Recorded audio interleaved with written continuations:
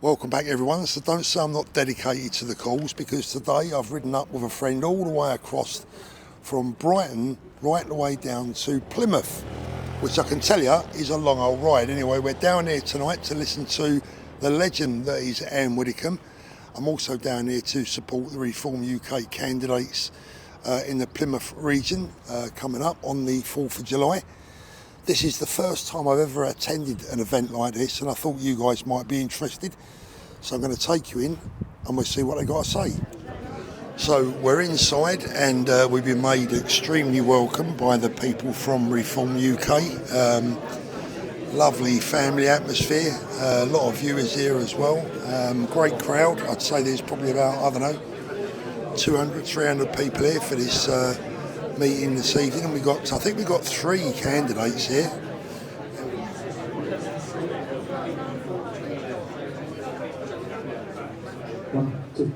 One of our, Jeff Beak, wherever you are, Jeff, showed me that the polls, we are solidly in second place now. And I think it's the Tories that need to stand down and let us have a good crack at Labour. Yes.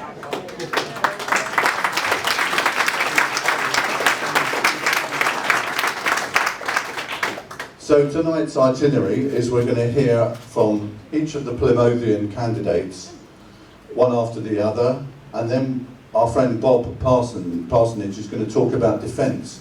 Plymouth is obviously a defence town, if not the defence town, and it's vitally important, the Royal Navy here and our veterans, and they're not getting a fair crack of the whip, and we want to change that. We want to change a lot. We want to put the people back in charge. So, first candidate is Steve Horner. He's representing South West Devon. Steve.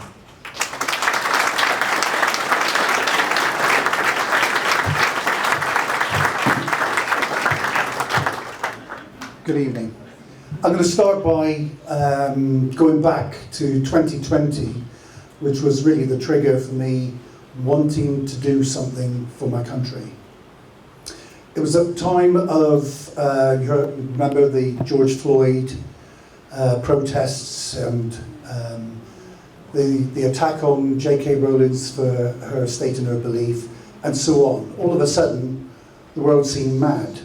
But of course, it always had been a bit mad, but mad in a way that was very unnerving, and I felt something had to be done. So I set about researching as much as I could to understand why people were behaving as they are. Okay, and as I went along, I began to realise just how broken our country is, our democracy, how all the political parties, the mainstream parties, they're all the same. And someone said to me that the Conservative Party govern left-wing but talk right-wing, and it confuses everybody. We all have this expectation that they're going to deliver what they say, they're going to conserve, but they've stopped being that party a long, long time ago. And then as I've become more familiar with the political scene, I started to read people like Matt Goodwin, Professor Matt Goodwin, and he wrote a couple of terrific books which actually spelt out what was really happening and how the establishment, the Westminster bubble, whatever you want to call it, had simply stopped listening to us. And if they wanted to know why Brexit actually happened when they were confident that it wouldn't, then that's proof enough that they'd stopped listening to us and took us all for granted. The further away it seems we are from London, the less important we are. So I thought, oh my God, what am I going to do about it? I moaned and I moaned and I whinged. And a friend said to me, stop this bloody whinging. Do something about it. So I looked around and I saw the Reform UK Party. And I knew I had a home. I looked very carefully. And before I knew it, I thought, I've got to do it. I've got to be involved. I've got to be a volunteer.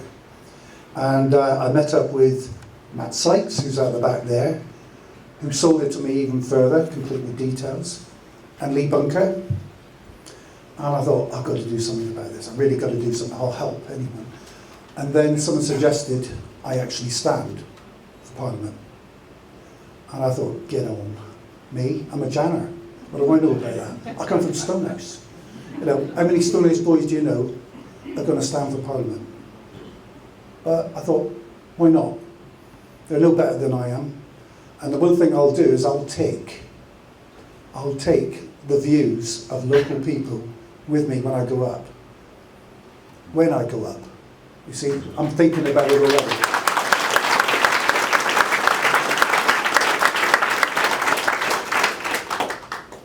Got up and when I get there. They've heard of the Green Army. They haven't heard of me yet.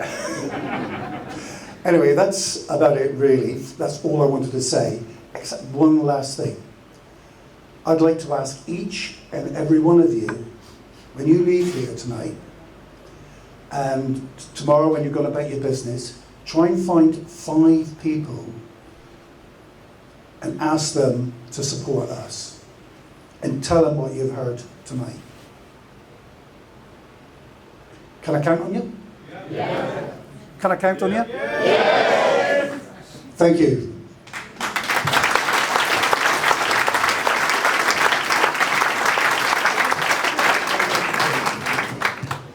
Good evening, everybody. I'm Peter Gold. I'm the candidate for Plymouth, Sutton and Devonport. Some of you may have seen me, but some of you haven't. First thing I'd like to do is thank everybody for coming here tonight, and also people that have helped me, volunteers, delivering leaflets, window posters. Just, you know, so humbling that people help us, and it's just fantastic to see it. And you know, this is a first for most of us. We haven't done this before. We're kind of making it up as we go along. It's our first time standing in a general election, so let's see how well we do. Now, there's another first, and this is a big first. I have never been in the same room as my wife before and done all the talking. And the next, don't get all kind of sentimental. The next time she says I'm not funny, there you go, you see, they laugh. So I'm going to take that with me and tell my children that actually maybe I am quite funny. But joking apart, you know, we're nearly there. We've got just over a week, okay, and we need to really push hard. I mean, Plymouth, Sutton and Devonport is a strong Labour seat. So I've got posters at the back. They've not been signed yet, but when we get in, I'll happily sign them for anybody that takes them and puts them in the window. If you do take one, please send a photo for me because I want to put it on social media. Talking about social media, if you're on social media, any of them, Facebook, Twitter, the whole lot, I keep pushing content out there. Well, the man with the camera over there keeps pushing content out there for me. He's doing an amazing job. Obviously, I'm the model that does all the talking, so you know he makes me look good. But again, anything, if you like it, comment on it, push it, anything, it all helps. It all helps get the message out to people of Plymouth that we want to get a change. And like Steve said, friends, anybody you're talking to, any friends you've got who are not sure, they're a little bit undecided. Oh, I normally vote Conservative, I normally vote Labour. Tell them why they should vote Reform. Just tell them the facts, and they will change. Now, as I say, this is a strong Labour seat. Labour think they've got it. Luke Pollard is so confident he's in Bristol today. He's not even campaigning in his own constituency. But the people I'm talking to on the street, you may have noticed my car as you come in the car park. It had a few stickers on it. Literally, I don't fill up with fuel. I come out of a cafe. People are coming up to me and saying, can I talk to you? And everybody has had enough. They are fed up. They really, really want change. So anybody that says to you, a Reform vote is wasted, it's not. Because we are going to win Sutton and Devonport. Thank you. Good evening, everybody. My name is Sean Hooper. I'm very, very, very proud to be chosen by Reform to represent Plymouth constituency of Moorview. Now, I was born in Plymouth. I've lived here all my life. It's a great historical city. And most of the time I've lived in the Moorview constituency. I'm therefore very, very, very aware of all the issues that local people are concerned about. And by the way, I'm also the only candidate that's been born and bred in Plymouth. I mean, Johnny Morrison lives in Launceston, and Fred Thomas has been parachuted in. Now, we've all witnessed the gradual deterioration of our public services, including difficulty in accessing NHS dentists, the delay in obtaining a GP appointment, having to wait 3 weeks for a phone call.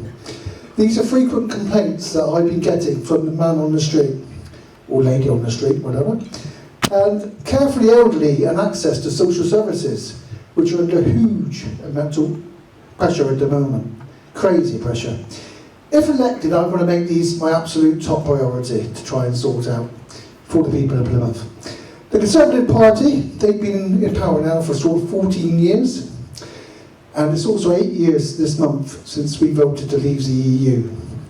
Despite promising to deliver Brexit, the Conservatives have presided over virtually unrestricted illegal immigration. And that's failed to reverse the hundreds and hundreds of EU regulations that control our everyday life. They've also failed to protect our British fishing industry. That's a hard word to say, British fishing industry. And that affects us because we are a fishing port. Now, the Labour candidate has got no credible solutions for this, and they're resolving these issues and seem obsessed with closer ties with the EU. Reform UK have laid out a clear policy agenda, addressing all the major issues, and with the support together we can make a difference, I assure you. The snap election has caused us all by all surprise, and given us very, very little time to canvass on the street, as I would like to talk to the general public face to face. I've been overwhelmed though by the positive response that I have received from them on this reform campaign, and I sincerely thank all the volunteers that have helped leafleting, walking the streets, banging the doors. They've worked tirelessly, they've rallied around, and I thank them very, very much, and I think they deserve a round of applause.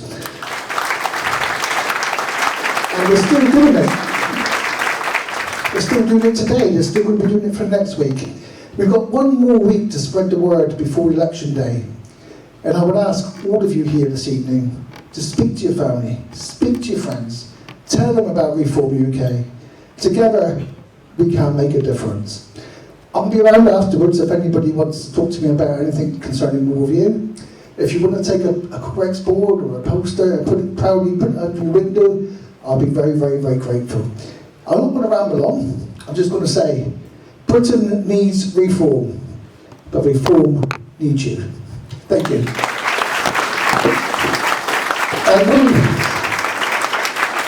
Sorry, one last thing.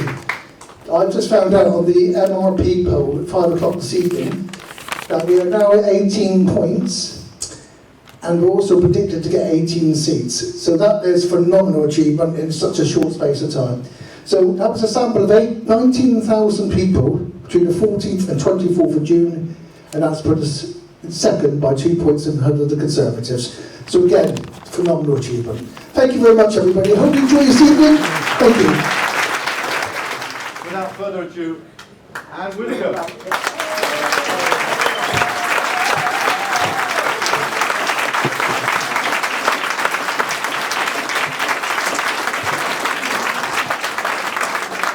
Oh, good evening, ladies and gentlemen. Are we going to win? Yes! Of course we are. Now, with that level of energy, we won't. So, I'm going to ask you again in a moment, and this time I really want you to think of those candidates that we've heard from tonight walking through the gates of Westminster. And I want you to think of Nigel Farage speaking in the House of Commons. So, I'm going to ask you again, are we going to win? Yes! That's it. Now, we need to keep up that level of energy until 10 o'clock on Thursday week. 10 o'clock. At 1 minute past 10, it will be too late. So everything we've got to do between now and then. And just think how far we have come. When we began this campaign 3 weeks ago, we were being predicted to get no seats at all. Yes, we were going to get a few million votes, but we weren't going to get any seats. And in that space of time, we have gone from predictions in the major polls from no seats to 18 seats. Now, if we can do that in that short space of time, think what we can do in the days that remain. And that is what we've got to focus on. We should remember that when we began this campaign, we were at about 6% in the opinion polls. And we thought it was a mighty wonderful thing when we went to 9%. And yet now we're at 20% and we're ahead of the Conservatives, all in 3 short weeks.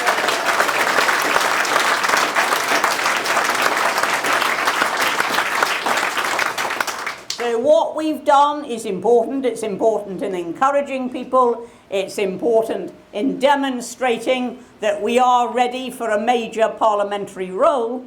So what we have done is important, but far more important than that is what we're going to do. And what we're going to do, we're not going to become the next government, I'm sorry. What we're going to do is become the effective opposition.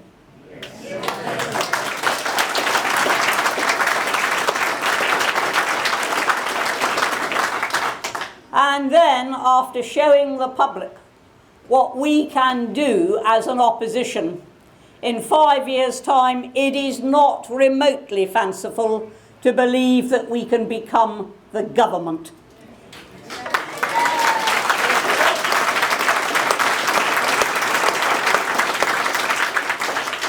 It is, as Nigel and Richard have both said, a project for the longer term. We know we can't go from naught to government this time, but we can go from naught to government to the election after this one. So that is the aim. But what sort of opposition will we be? Well, we will be an opposition based on 2 words: common sense. And it is common sense which has been totally lacking in this government's approach. Let's take health, for example. Now, the government says, rightly, we don't have enough doctors. And yet they have been operating a cap on the number of students who can train as doctors, and they have not lifted that cap until very recently, in the last few days, as we were coming up to the gates of a general election. They've suddenly discovered that maybe they should be raising the cap. We will have no cap at all. Any student who is able to qualify as a doctor and who wants to do so will be allowed to train. No cap until we have got enough doctors in the NHS. And that isn't the only thing, that's recruitment. But we also know we've got a massive problem of retention. And neither of the major parties has any real method of dealing with that. They all utter fine words, but they've no practical policies.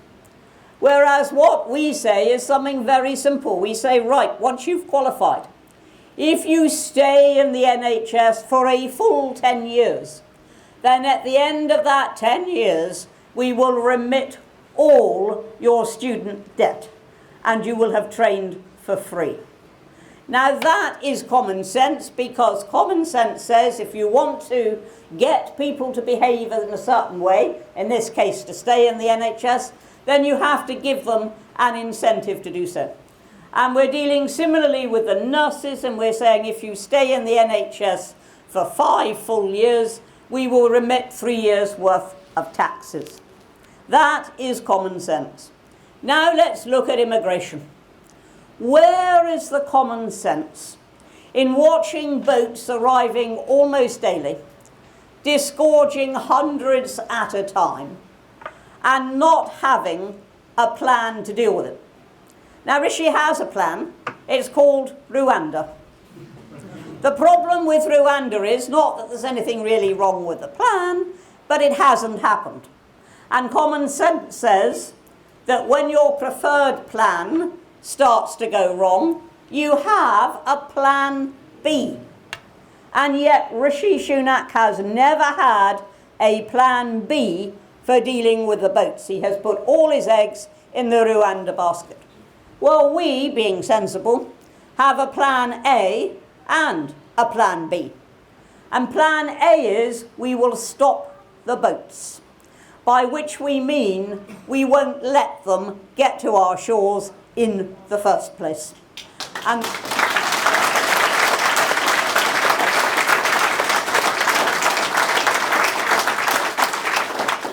the way you do that is really very simple. At the point where they are trying to enter British waters, having been in French waters, at the point where they try to enter British waters, we turn them back. We are entitled to do that in international law. You don't need any change of law. You don't need to come out of any international treaty. It is there already, the provision in law. You can stop anybody unlawfully entering your own waters. And in case you say, well, you know, it's too difficult, Australia did it. Belgium did it. We tend to forget that. Belgium did it very successfully. And if they can do it without causing people to drown and without all the melodrama that people try and pretend will happen, why can't we do it? The only reason we don't do it is that we lack the will that other countries have. So, and of course it is right that we no longer give France any money when they're not actually delivering anything for it.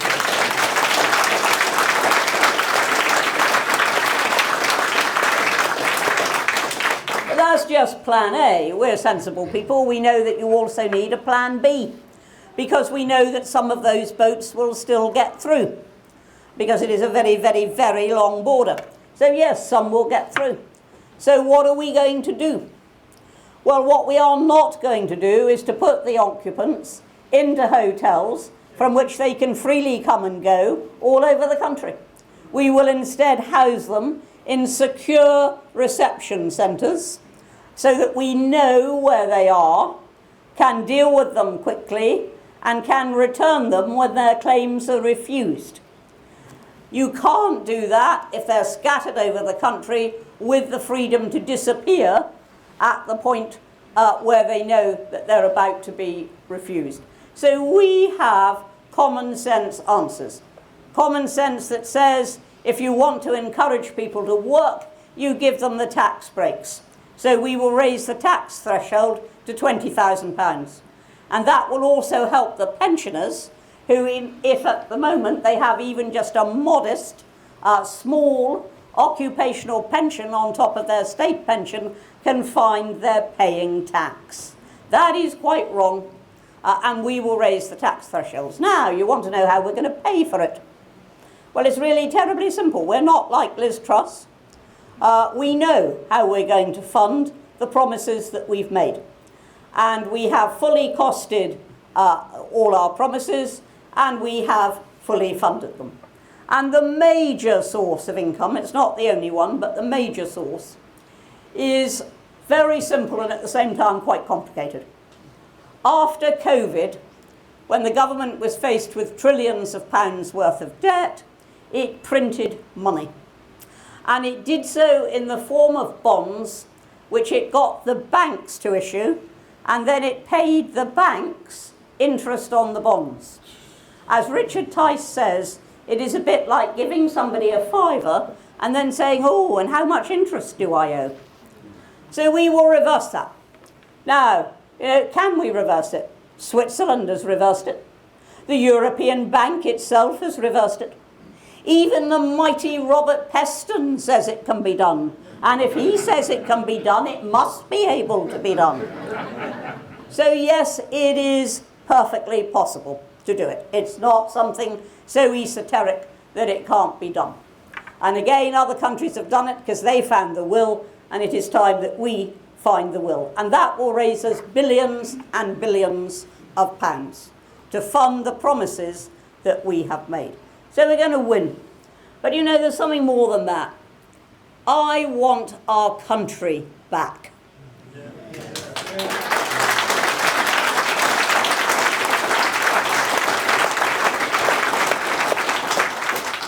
The day before yesterday, as I was going up on a stage in the Midlands, about to deliver one of these addresses, I was grabbed as I was going on the stage. And it was by a former colleague who had been a Conservative MP with me, who had left Parliament a term before I did, and who had joined Reform. And he said this.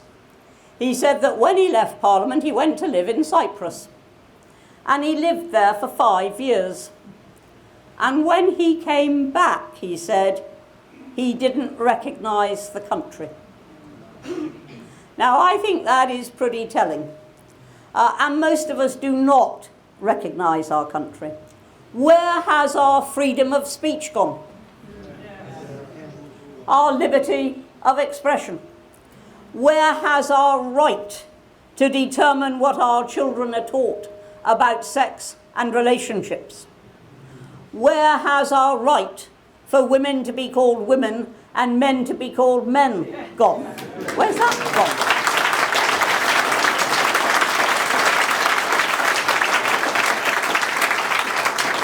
You've got a Prime Minister, the man who is about to go into number 10. He's not yet the PM, but he will be in 10 days' time. You've got a man who is going to go into number 10. Seriously believes that 10% of all women have a male appendage. He must believe that because he told us in a television interview, he told the nation that 90% of women don't have one. He is going to be the Prime Minister of the UK. It absolutely defies belief. And we no longer can rely on having our children taught without being indoctrinated. The job of our schools is to teach children how to think, not to teach them what to think.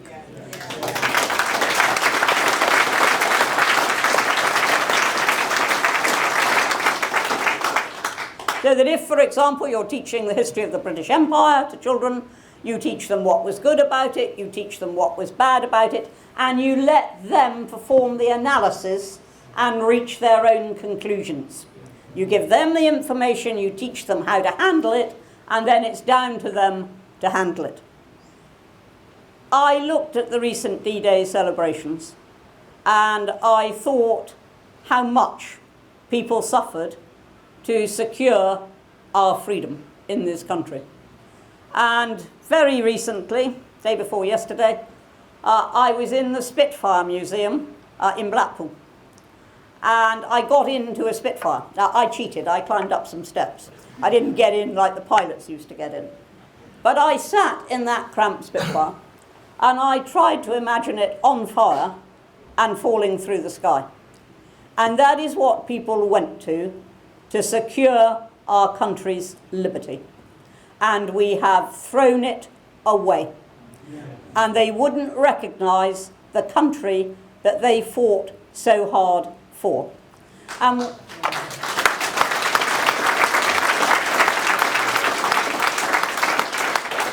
we owe it to them, we absolutely owe it to them and to their memory to get our country back.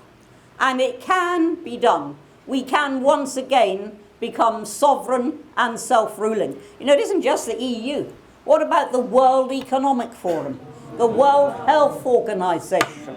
You know, we're not ruling ourselves. To me, sovereignty means the British government deciding what to do after it has been elected by the British people. It doesn't mean other people telling us what to do. And yet that is what is going on, and it isn't only foreign intervention. We have quangos in this country which tell the government what to do. We have quangos in this country which effectively make policy. We have judges in this country which don't just interpret the law, which is what they're meant to do, they actually make law. And so all of that we need to tackle, so that we have once again a common sense, completely free, self-governing Britain. Now that is the vision that Reform has. And do you know, I think it's the vision that most people out there have. But they've got to be told about it. I was chatting to a reporter tonight. She didn't know, she has two youngsters, one 19, one 20, going into or wanting to go into medicine, and she didn't know our policies on the health service and how they would help those two young people. She didn't know our policies on student debt and how they would help those two young people. She didn't know our policies on housing and how they would help a few years down the line those two young people. We've got to make sure that people know what we're about. Now, we've got 10 days in which we can do that, and then that's it. As I say, 1 minute past 10 on Thursday week or tomorrow week is too late. So, folks, you've been asked to go out and tell 5 people. Oh, how limited. Go out and tell the world, tell everybody you see. And make sure that you tell people. And if you can't see them, ring them up.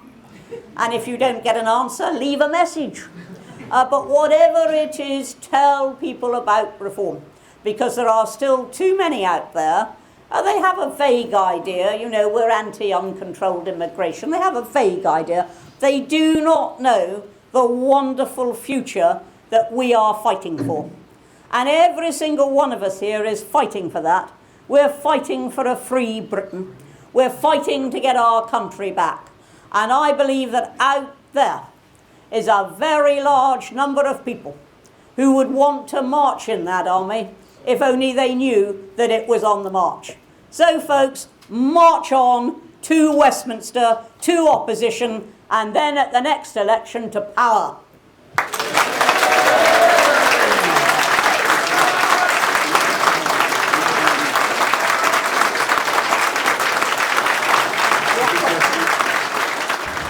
So I'm on my way back to Brighton from Plymouth. Had a great night last night. There's the bike. That's how I came down here. All the luggage on the back. Nice little ride out. Weather's been beautiful. Lovely to meet the guys from Reform yesterday. All the candidates and Ann as well. Really nice people. I'm really hoping that at least a couple of them get elected. It would be so nice to see some ordinary people in Parliament that actually represent us. So there you go. So I've got about another 4 hours in front of me. Let's get back on the road. Right, guys, so I'm well on the way home from Plymouth back to Brighton, and I thought that before I get home I'll give you a little look at what it's like to be on this 1250 multi-strada V4S. Beautiful day for being out on the bike, and I wanted to have a little final sum up before I get home of the last 24 hours. So I've been down to Plymouth to see, I think it was 5 Reform candidates plus Ann Widdecombe. All lovely people, all excited for the election next week. I think they're going to do really well. I mean, I'll be very disappointed if at least 1 or 2 of them don't win their seats and become MPs. That would be really nice for the channel to have people who are friendly to the cause. But I tell you what I think I'm more excited about, definitely. I'm more excited about what happens after the election. Because I think until the election is out of the way, Reform UK's hands are tied and their lips have to be relatively sealed. Because, you know, look, any visible signs at this late stage of supporting other people and other groups could be detrimental to their election results, and we understand they don't want to risk that. But after the election, once that's out of the way, then I think the excitement really begins. I think Nigel Farage is now fully aware that what he has is the political wing of this movement. What we have is the cultural side of this movement. We have the people. We have the social media reach. We have the numbers. We have the figures. We have the stats. We have absolutely everything that a political party would want. The year of millions of people. This channel alone, 1 million views a month.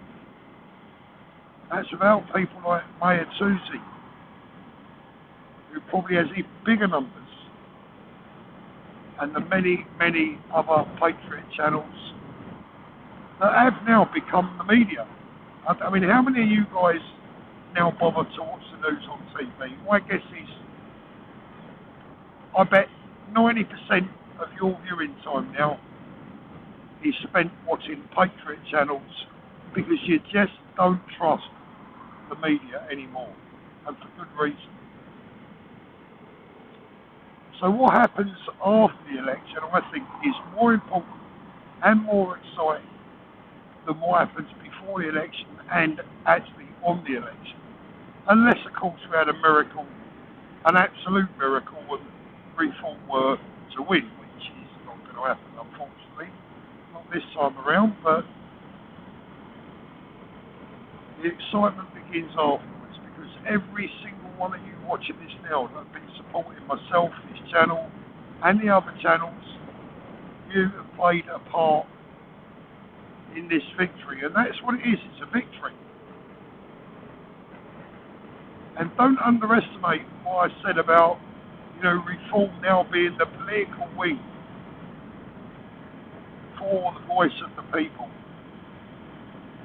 And I believe that Reform need us every bit as much as we need them, maybe even more, because we bring them hundreds and hundreds of thousands, possibly millions of votes that any political party will be pleased to have. So I think it's very much a case of watch this space after the election. I'm very, very interested to see the route and the path that Reform choose to take once this is all over. I think I know, and there are some bridges to be built. Maybe some apologies to be made somewhere along the line in the background, agreements to be reached. But we have a lot of big men in this movement. When I say big men, I mean they know what's best for their country, and they'll do it. They'll do it. And I think we have more leaders now than ever. Absolutely. So exciting and positive times. We are going to have a moment of deflation next week when Labour will almost certainly win the election. I still can't get my head around how. How can Labour possibly get enough votes to win a general election? Knowing what they stand for, knowing who's behind them, knowing who backs them, knowing what's going to happen under them and what they're going to do, how on earth are they going to win a general election? I believe it's because so many people, multiple millions, still only watch mainstream media and have actually no idea what Labour really stand for. And they have no idea of the freedoms that they're going to lose under Keir Starmer. But that's our job, isn't it, over the next year or two, is to open everyone's eyes. It's going to be a long job. It's not going to be easy. But someone's got to do it. Right, guys, I'm not that far from home now. I hope you enjoyed something a little bit different today. As always, thanks for joining me. Don't forget to subscribe if you haven't done so already. As always, look after those beautiful children. And all being well, we'll speak again soon.